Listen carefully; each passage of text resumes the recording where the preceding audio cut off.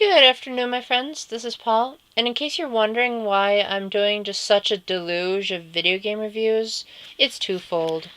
One is because I'm officially on sort of vacation for a while since I work at a college, and two, I've been putting these off for way too long in favor of better projects, and work was crazy, so I'm sort of taking advantage of being like, okay, get to work.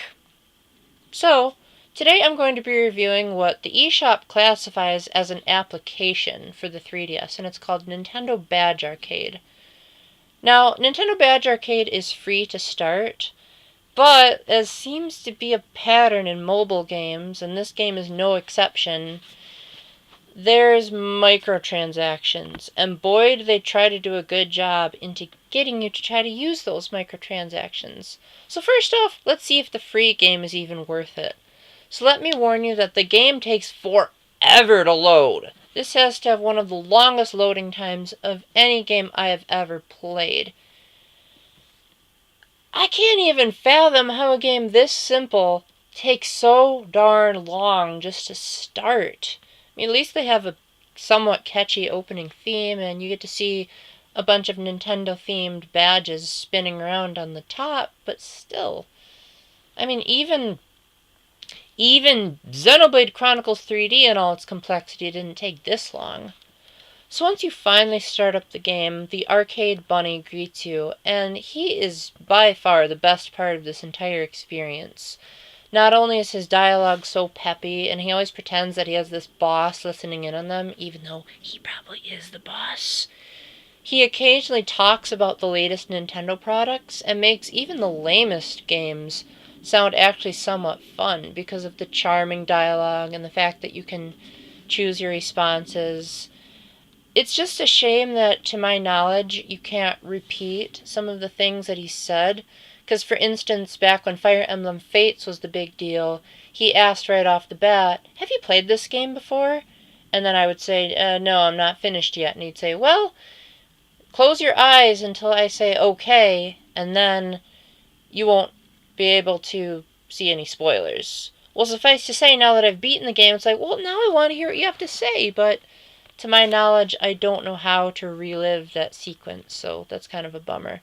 So the main premise of the game, actually the only premise of the game really, is that you play a crane machine and you just time the release of the A button so that you grab badges from the machine. Now gradually it gets tougher as the game keeps updating itself. You might have to toss a bomb, or you might have to poke a stick into it. But whatever you do, you have to get badges, and you can use those badges to decorate your 3DS menu to sort of make it your own, I suppose. I mean, as if the theme shop wasn't enough, now you get cool stuff like you can have Termina's Moon or Ryoma from Fire Emblem Fates. They're great to look at, but the game tries to encourage you to go the extra mile, because while there is a practice mode that can be done once a day, that allows you to earn free plays to get badges without paying anything. If you want to continue getting badges, you have to pay $1 for 5 plays, which I find is an incredible ripoff, because I'm the type of guy that doesn't like paying for stuff unless I have a 100% guarantee that I'm going to be satisfied, or at least if I'm not, that I can trade it back in, like GameStop. Buy a game, don't like it, give it back, you get credit.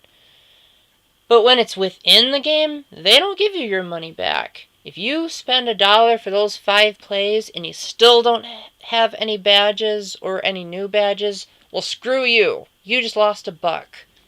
And it may not seem like a lot, but for people with gambling addictions, this can become quite a problem just for decorating your 3DS menu. That is outrageous.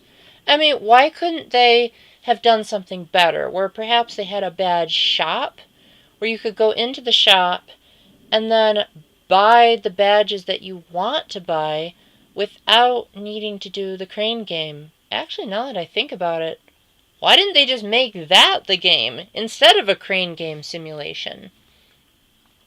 There's also contests to try to see who can make the best 3DS background, but I've never seen the need for it.